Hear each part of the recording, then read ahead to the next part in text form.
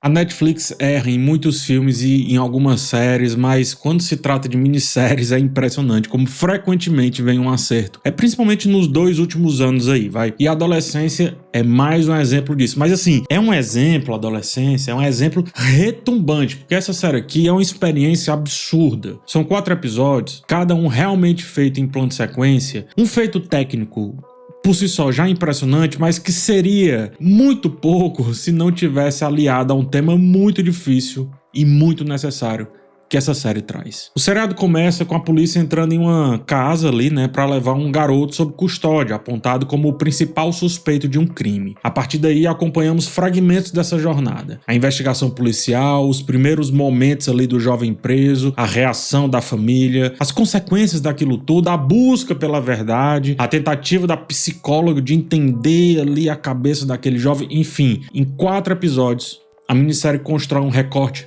muito preciso para discutir um tema fundamental, a adolescência e mais do que isso, a nossa desconexão, nós adultos, com a adolescência. E aqui eu já adianto, quem reduzir a discussão a quem fez o quê, quem deixou de fazer, quem é vítima, quem é culpado, vai perder a grande pérola da série. O que está em jogo não é a investigação criminal, é sim um debate muito profundo sobre a adolescência a partir da nossa visão, a partir da visão dos adultos. É conosco que essa série fala. A criação desse seriado é do Stephen Graham, que também interpreta o pai do garoto. Ele divide o roteiro com Jack Thorne, que é roteirista de Extraordinário. Apesar de ser, essa daí a estreia do Graham como roteirista, ele já é um ator consagrado, sempre com boas atuações, mesmo quando não está no papel principal. A direção dos 4 episódios é do Felipe Barantini, que já havia comandado o excelente Boiling Point, essa série que começou como um curta-metragem protagonizado pelo próprio Stephen Graham e depois virou uma série, O Graham ali envolvido na produção e na criação também, mas ele não foi roteirista lá, é roteirista aqui. Enfim, além desses nomes, a minissérie ainda tem o Brad Pitt como produtor executivo. O resultado é uma obra fora do comum, tanto tecnicamente quanto na profundidade do que propõe ali discutir. Eu vou dividir esse texto em momentos diferentes, tá? A primeira parte eu vou falar desse lado mais cinema e a segunda parte desse lado mais temático, não que as coisas sejam diferentes, mas só para você entender aqui o recado. No menu do YouTube você pode ir direto para um assunto ou para outro.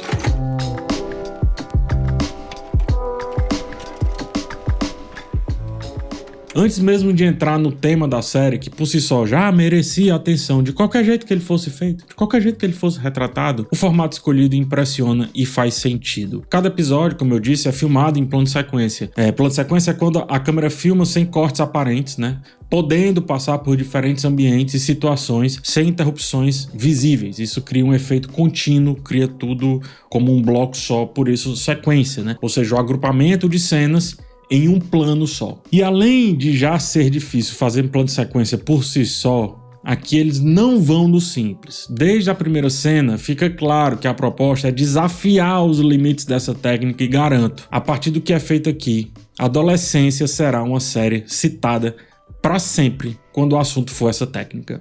Para sempre. Os autores fazem questão de explorar múltiplos ambientes, apresentar muitas situações simultâneas, movimentar a câmera por muitos espaços de muitas maneiras diferentes e tudo de maneira muito, muito, muito complexa. Há mudanças de foco ali para mudar o tema, para mudar o nosso olhar para onde a série diz para onde quer que a gente olhe, mudando o foco e mantendo tudo no mesmo plano. No segundo episódio, do nada a câmera é colocada numa grua, amplia mais ainda a dificuldade. Tem cena com 2 pessoas só, que já seria difícil, por si só, porque tem um monte de coisa para decorar, mas é cena de 20, 25, 30 minutos, tem cena cheia. Gente, que absurdo, porque tem cena lotada, atuação com crianças que é muito difícil de dirigir também, tudo no ponto, aqui tá tudo certinho. Agora, se essa escolha fosse apenas técnica, sem impacto na narrativa, ou seja, sem impacto na estética, seria técnica por técnica. Algo quase vazio ou apenas para fazer portfólio, mas não é o caso aqui. A escolha de fazer em plano de sequência funciona como um dispositivo narrativo muito poderoso que nos impede de escapar daquela situação. Não há cortes,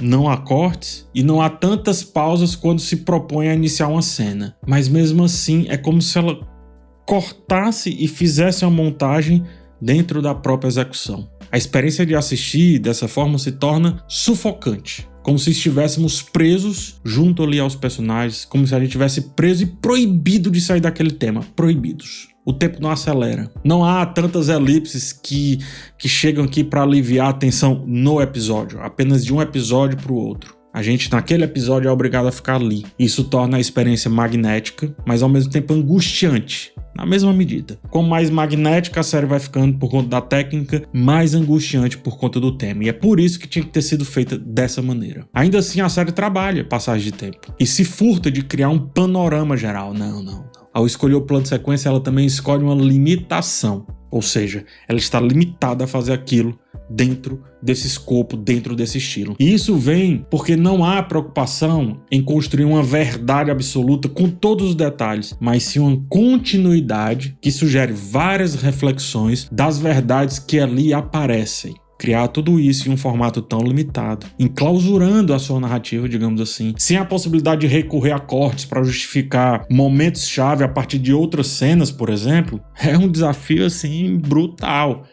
Mas que o resultado tá aí em tela, tá nessa impossibilidade de fugirmos daquilo tudo. E muitos filmes, né, a maioria, a montagem guia o espectador e ajuda a estruturar um arco narrativo mais tradicional, fazendo com que cenas mais à frente ou emaranhadas naquele momento nos levem a entender o que o roteiro está dizendo. Aqui não. Tudo precisa ser absorvido no tempo em que realmente acontece. O resultado é um monte de conclusão que foge da lógica convencional da verdade, nos levando a obrigatoriamente refletir a partir de tudo que a gente vai vendo. A gente não tem como fugir da reflexão, não dá, é proibido.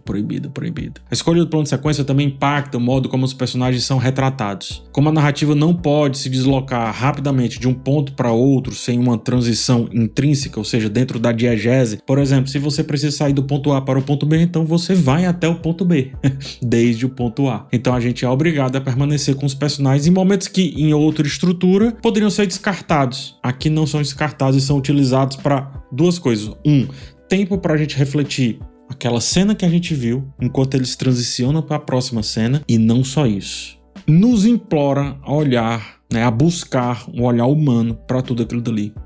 Ou seja, é tão humano que a gente tem que esperar alguém chegar na cena, que a gente tem que sair de uma cena para outra como se a gente estivesse caminhando ali dentro daquela história. A gente não está sendo levado é como se nós estivéssemos indo. Portanto, é um chamado para humanizarmos toda aquela situação. Por mais difícil que seja para nossas mentes que adoram chegar a conclusões assim que lemos título, a série nos pede para rompermos com essa estrutura, com essa maneira de interagir com as histórias. Uma coisa que às vezes eu não gosto dessa técnica, quando ela sobressai ao tema, é porque você começa a olhar mais para a execução, e isso eu acredito que quebra a diegese, quebra a imersão, mas aqui não acontece isso. A execução é tão bem feita que em certo momento você simplesmente esquece da câmera, esquece que tem alguém se enrolando ali na cena para te mostrar a próxima cena, sem que seja cortada, sem que haja um corte. E aí a diegese, ou seja, o universo interno da narrativa é tão imersivo que o movimento da câmera se mescla com a cena, e ela em si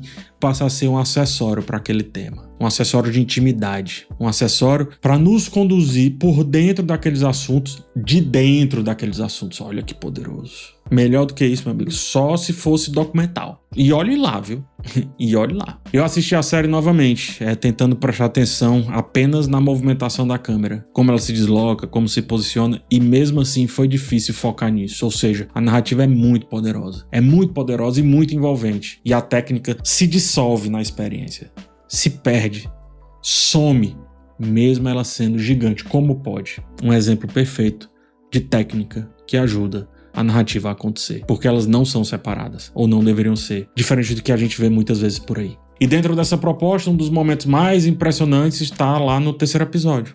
Esse terceiro episódio tem uma cena longa de diálogo entre dois personagens, uma conversa entre o garoto e uma psicóloga. A cena se desenrola, exige um trabalho absurdo dos atores, da atriz, da direção, mas o mais impressionante não é a dificuldade técnica, é sim como essa cena nos permite observar cada detalhe necessário para a gente discutir os temas que ela vem apresentar. A gente pode discutir os atos falhos do garoto, e isso é parte da atuação dele. A gente pode discutir os seus movimentos, também parte da atuação, parte da direção. parte da preparação daquele jovem para aquela cena. A gente pode discutir a sua inquietação, ou seja, tá tudo na entrega. Podemos observar e discutir o sentimento de quem olha para aquilo dali. Estamos ali com a psicóloga vendo o que ela vê, interpretando junto com ela. Outro ás na manga ali da atuação dela, assim. Eu tenho certeza que alguém treinado, né, um psicólogo, psicóloga talvez, conseguiria enxergar muito mais camadas do que eu consegui nessa cena. E precisa que enxergue muito mais camadas do que eu enxerguei. Precisa. Tá tudo lá, ela permite. Só que note, essa cena é um espetáculo de controle e vulnerabilidade. Um espetáculo. É um espetáculo tão grande que em cenas marcadas, muitas vezes não conseguem atingir.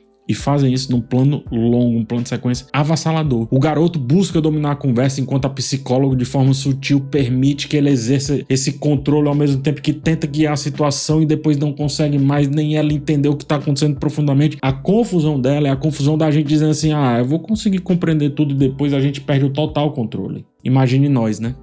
A gente está sendo, portanto, manipulados a atestar a favor de um lado, depois do outro. E essa cena depois nos pede para não sermos nem júri, nem juiz, nem vítima, nem nada, mas que a gente apenas debata o tema, debata tudo que está acontecendo. Eu sempre vou valorizar demais quando técnicas nos pedem debate e não apenas a técnica em si acontecendo. Por isso a importância dessa construção tão íntima e buscando um realismo intenso nesse caso aqui. Repito, não é uma técnica vazia, não é. Não é só habilidade, tem essência, tem motivo. Os altos e baixos desse diálogo, dessa consulta, muda de tom várias vezes, traz camadas íntimas desse garoto, convida muitos profissionais a olhar, a discutir aquilo por aquilo, engatilhados pela possibilidade que aquele plano de sequência deu por estarmos ali por completo.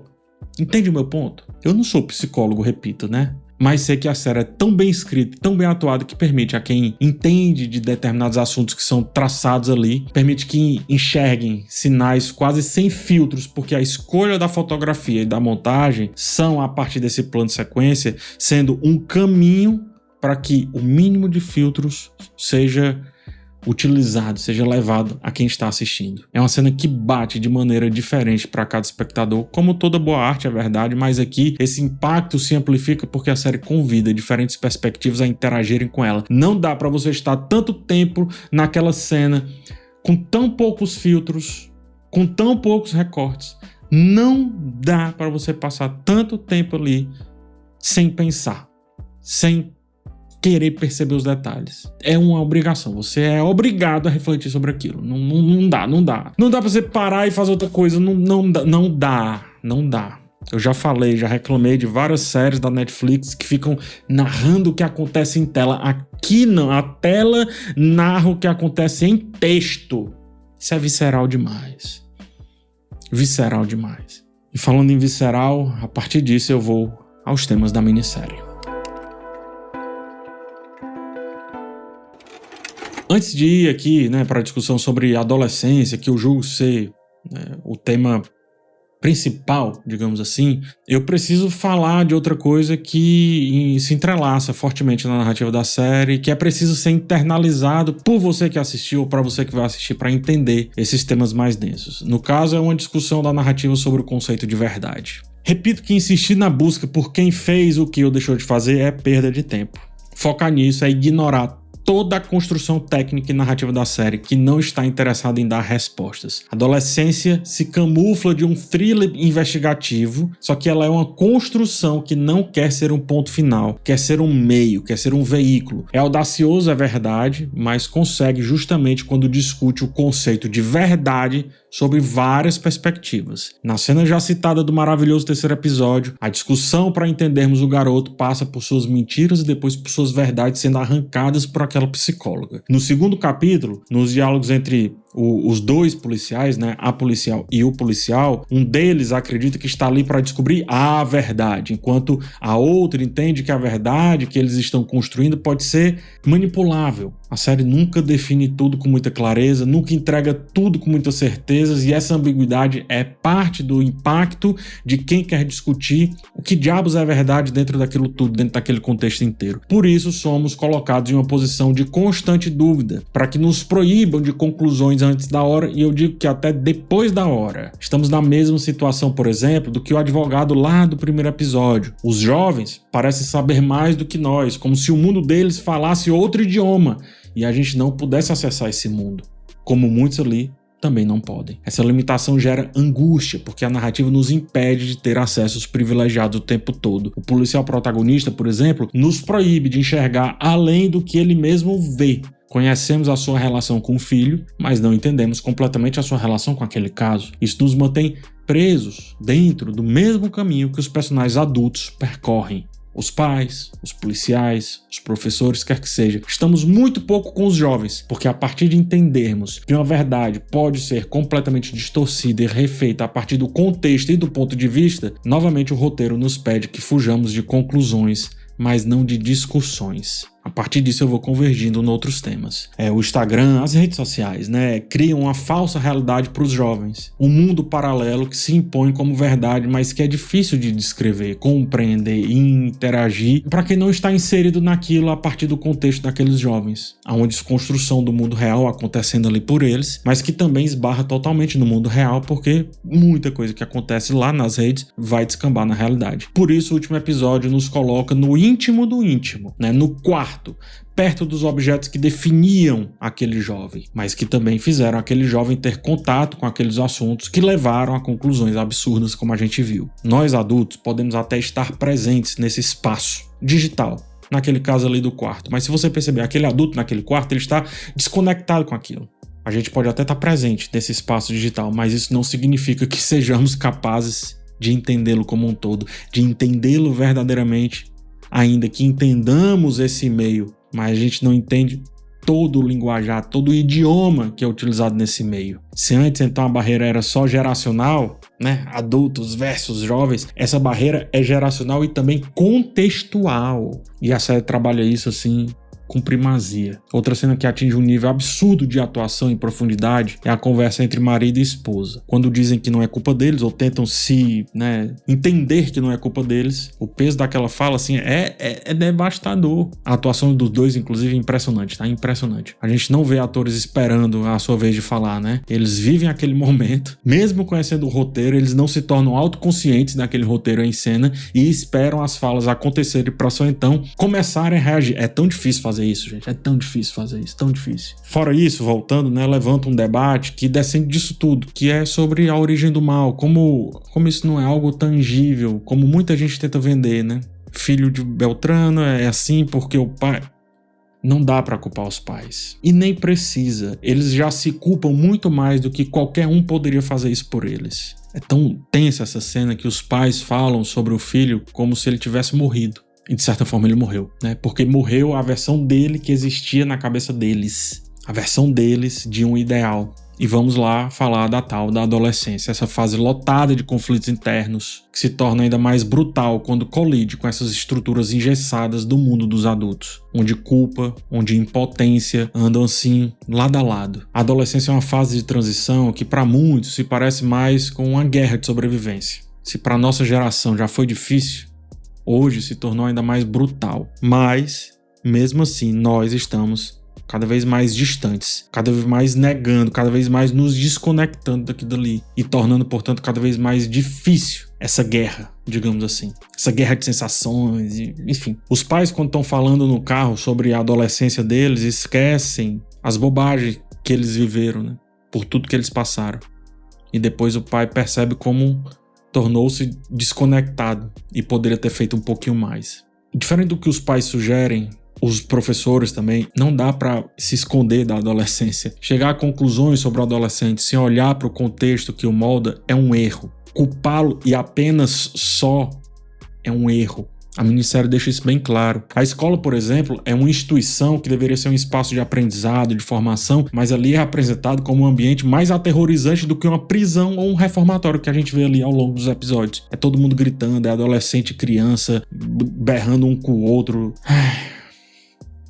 cercados por adultos que gritam ordem sem realmente se conectar com aquilo ali, que não tem mais paciência para terem compromisso de educador.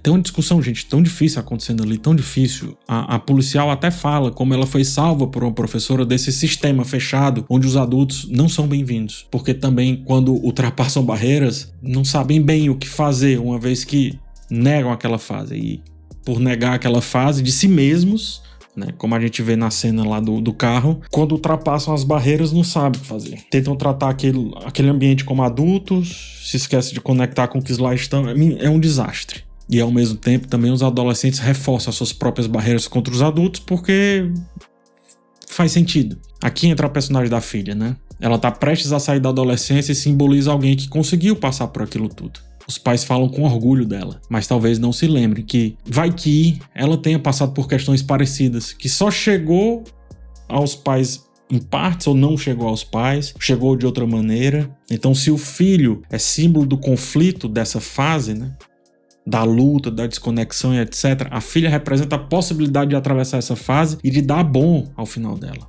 O pedido de desculpas do pai, dizendo que deveria ter feito mais, é devastador, porque ele não está ali se referindo apenas ao crime ou ao que aconteceu com o filho. Ele fala sobre a própria impotência diante da adolescência. Se enxergarmos a adolescência como um fardo, como um problema, como algo que passa, deixando só a função do tempo as coisas se resolverem, a gente não vai estar rejeitando apenas os jovens, a gente vai estar rejeitando a nossa própria história. Talvez a dificuldade em compreender e aceitar essa fase seja, no fundo, no geral, uma dificuldade em aceitar o que fomos. A gente sempre negando a fase anterior.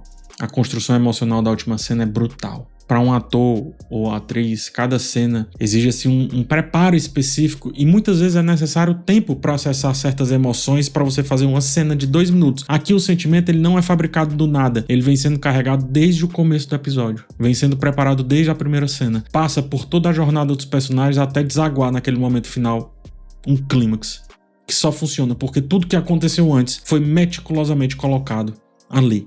No roteiro, no texto, nas atuações, nos contextos, nas vivências, em tudo. Portanto, assim como aqueles atores e atrizes precisaram passar por tudo para conseguir viver aquele final em catarse, em plenitude, o plano sequência aqui nos implora por olharmos nossa vida como uma sequência e jamais negarmos as dores que um dia sentimos, mas agora que estão em outras pessoas. E aí a gente nega essas pessoas, se distancia dessas pessoas, porque é bobagem, se a gente passou, eles passam. As dúvidas, as confusões, as incertezas, isso não deveria levar a distanciamento, pelo contrário, isso deveria levar a conexão.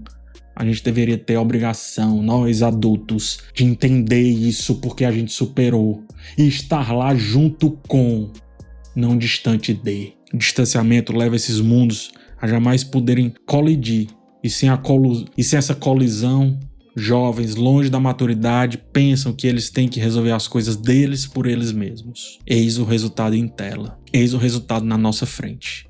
E ao final a pergunta: dá pra fazer mais? Talvez dê.